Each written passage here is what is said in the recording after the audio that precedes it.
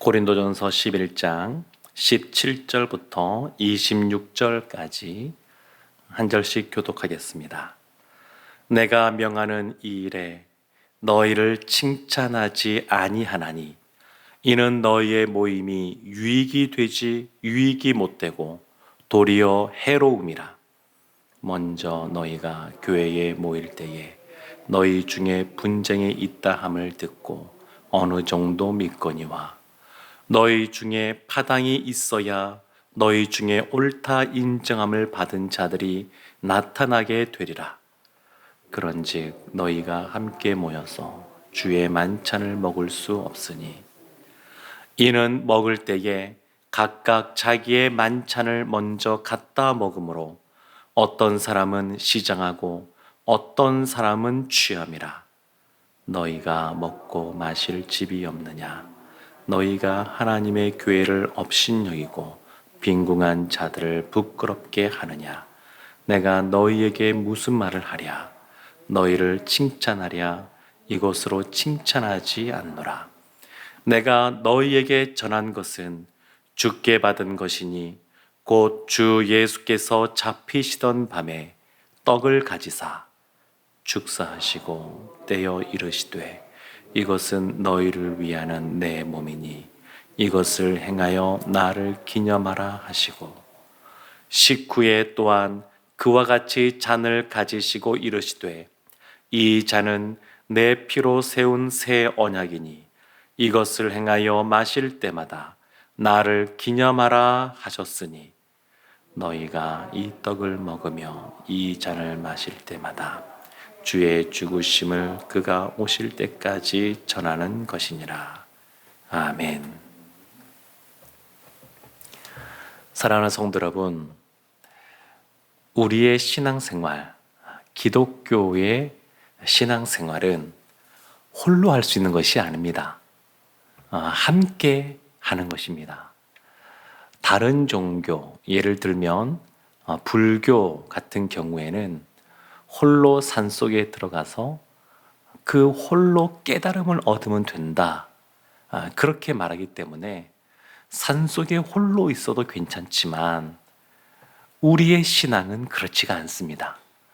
하나님이 애굽에서 이스라엘을 나오게 하실 때에도 공동체적으로 나오게 하셨습니다. 시내산에서 말씀, 언약의 말씀을 주시고 또 언약을 체결할 때에도 이스라엘 공동체에게 말씀을 주셨고 이스라엘 공동체와 언약을 맺게 하셨습니다. 여호수아가 중심이 되어서 요단강을 건너 가나안 땅에서 정복 전쟁을 벌이지만 그 전쟁을 벌이는 하나님의 거룩한 전쟁을 벌이는 주체도 이스라엘 공동체였습니다. 예수님이 이 땅에 오셔서 제자 공동체에게 말씀을 가르쳐 주셨고 제자 2명씩 짝을 지어서 각 마을로 고을로 보내서 전도하게 하셨지만 그들의 복음을 듣고 사람들이 공동체, 신앙 공동체, 예수 공동체를 형성하게 되었습니다. 예수님이 부활 승천하시면서 수제자 베드로 딱 한 사람을 남긴 것이 아니라 제자 공동체 전체에게 사명을 주시고 그들에게 하나님 나라를 맡기셨습니다. 그래서 우리의 신앙생활은 홀로 하는 것이 아닙니다. 사도행전에도 보게 되면 성령의 충만한 그러한 은혜가 임할 때 마가의 다락방에서 120명 전체, 공동체 전체가 성령의 충만함을 경험하게 된 것처럼 우리의 신앙은 홀로 하는 것이 아니라 공동체와 더불어서 신앙생활을 하게끔 하나님이 그렇게 다 계획하시고 이끌어 오셨습니다. 그런데 오늘 고린도 교회를 향한 바울의 책망의 말씀이 기록되어 있는데 17절의 후반부에 이렇게 나옵니다. 너희의 모임이 유익이 못되고 도리어 해로움이라. 공동체이기 때문에 모임은 너무너무 자연스러운 것이고 또한 모여야 되는 것입니다. 초대교회에 성령의 충만이 임재한 이후에 그들이 자발적으로 가정에서도 모이고 교회적으로도 모였던 것처럼 이 모임이라고 하는 것이 우리의 신앙생활과 뗄래야 뗄 수 없는 그러한 것입니다. 그런데 지금 이 모임이 유익이 못되고 도리어 해로움이 된다.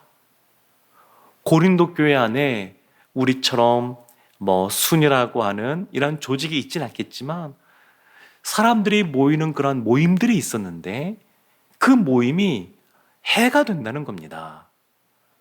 우리가 신앙생활에 가면서 개인의 경건 생활은 참 중요합니다.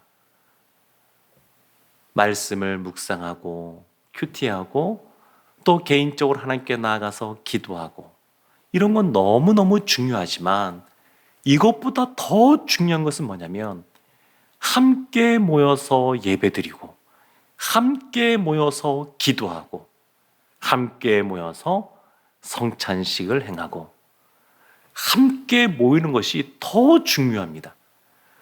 그런데 이 모임이 유익이 되어야 되는데 해로움이 된다는 겁니다. 사실 하나님께서 사람들에게 주신 것들은 나쁜 것, 해로운 것이 하나도 없습니다. 다 좋은 것을 주었습니다. 하나님이 아담에게 주신 것, 그리고 우리에게 주신 것들 생각해 보면 나쁜 것이 없습니다.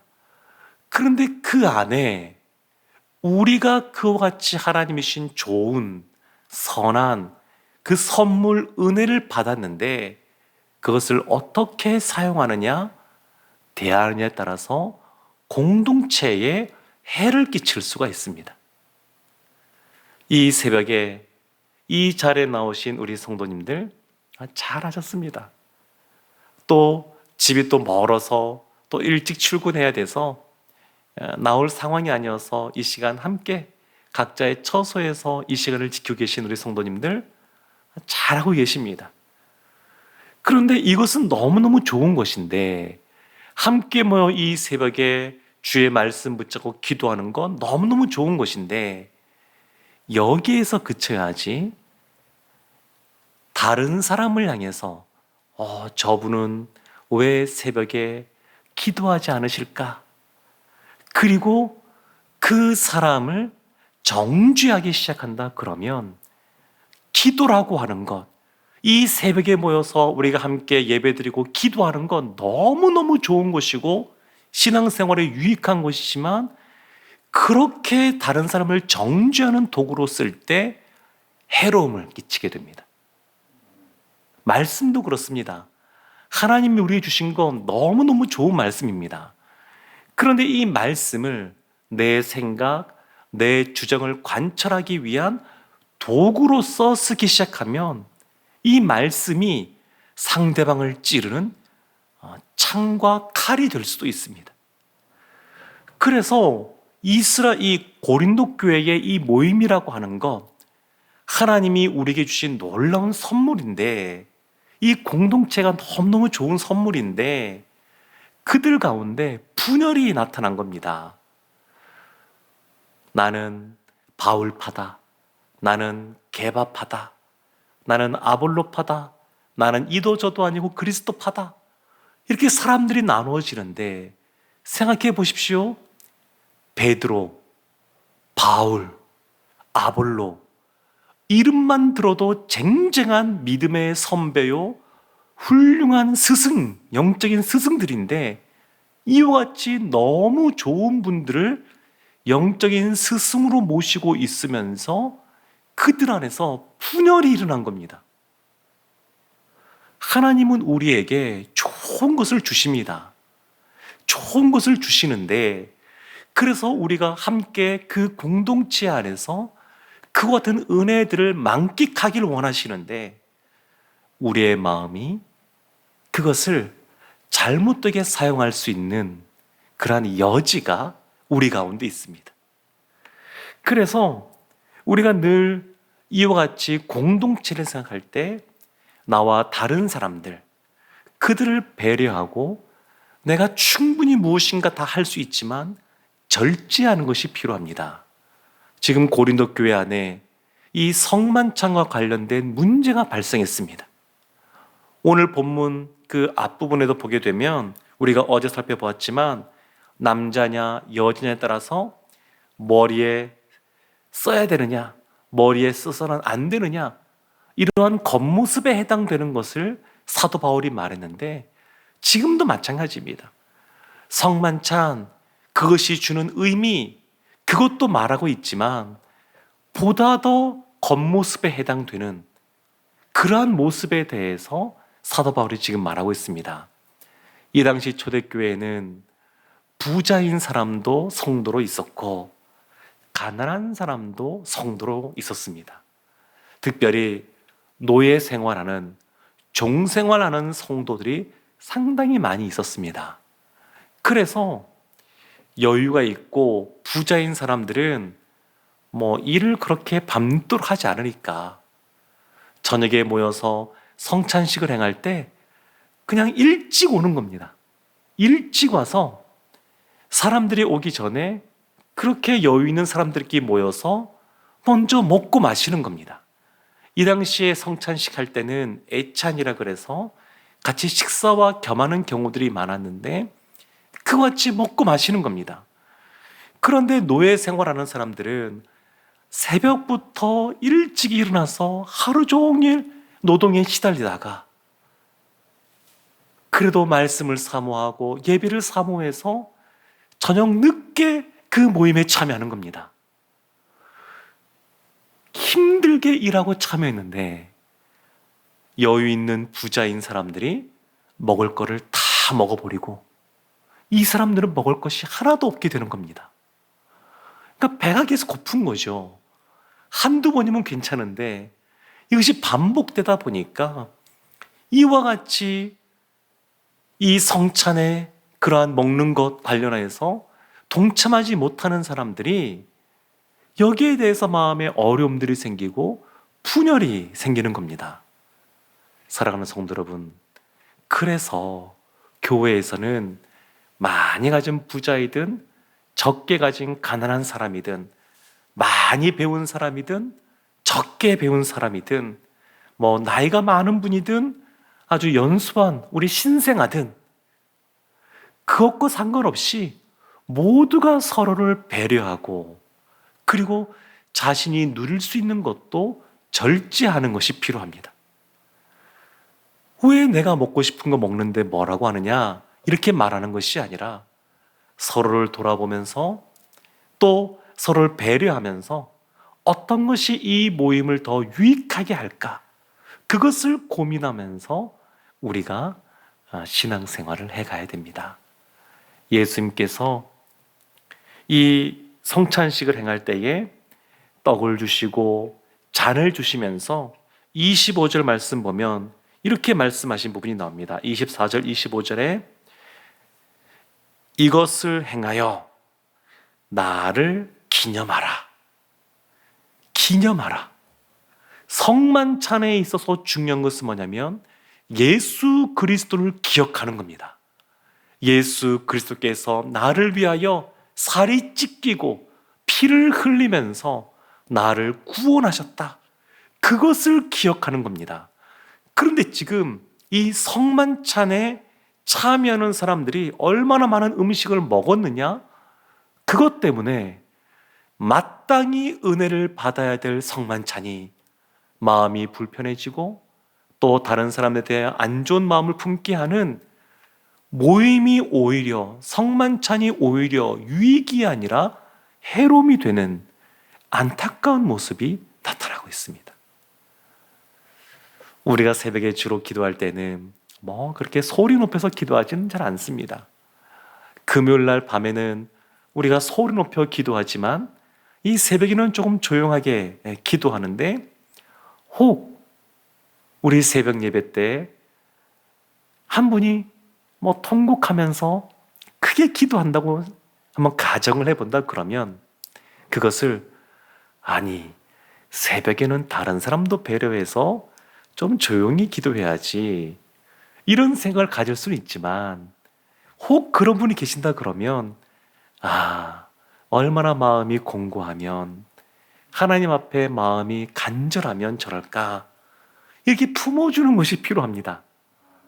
금요일도 마찬가지죠. 밤에도 어떤 분이 너무 크게 해서 바로 옆 사람이 기도에 집중할 수 없을 만큼 어려움이 된다 그러면 그런 분도 약간 소리를 줄이거나 그런 것도 필요하지만 또 한편으로는 누가 너무 크게 기도하면 얼마나 주님을 사모하는 마음이 있는지 간절함이 있는지 이 시간은 그런 시간이니까 생각하고 우리의 마음을 넓히고 이해해주고 그래서 기도라고 하는 것 특별히 함께 모여서 기도하는 것 너무너무 유익한 것이고 좋은 것이니까 그것에 마음을 쏟아야지 외적인 어떤 사소한 것들 겉모습에 해당되는 것들 머리에 뭘 쓰느냐 벗느냐 이런 것들로 인해서 은혜를 흘려버리면 안 됩니다.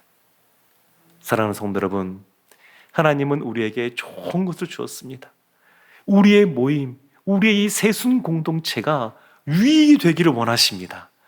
우리의 신앙생활을 홀로 하는 것이 아니라 이 공동체를 통하여 힘을 얻기를 원하고 은혜를 받아 누리기를 원하고 그리고 이 세상에서 승리의 삶을 살기를 원하십니다. 그래서 우리가 이 모임을 생각할 때마다 우리의 신앙 공동체, 세순 공동체를 생각할 때마다 우리의 수요를 생각하고 우리의 부서, 전도회 이런 걸 생각할 때마다 사소한 것에 우리의 마음을 빼앗기지 않고 분열되지 않고 지금도 너무 우리의 모임들이 좋지만 더 마음을 모아서 더 유익할 수 있도록 그래야 우리 한 사람 한 사람 우리의 영혼이 주님 은혜 가운데 풍성한 은혜를 누릴 수 있도록 힘써 나간다 그러면 주님이 우리의 기대보다 더 놀랍게 은혜를 베풀어 줄 줄로 믿습니다.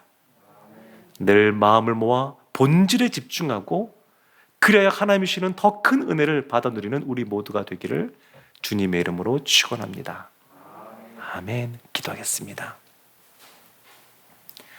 하나님, 우리의 외모를 보지 않으시고 마음의 중심을 보시는 우리 주님을 본받아 우리도 겉모습에 우리의 에너지를 빼앗기는 것이 아니라 주님께서 원하시는 그 본질을 보고 신앙생활을 할 수 있도록 우리를 긍휼히 여겨주시고 또한 함께하여 주시옵소서. 그래야 주님 은혜 가운데 유익한 우리 세순 공동체 그 안에서 은혜를 받아 누리는 저희들 다 되게 하여 주옵소서. 예수님의 이름으로 기도합니다. 아멘.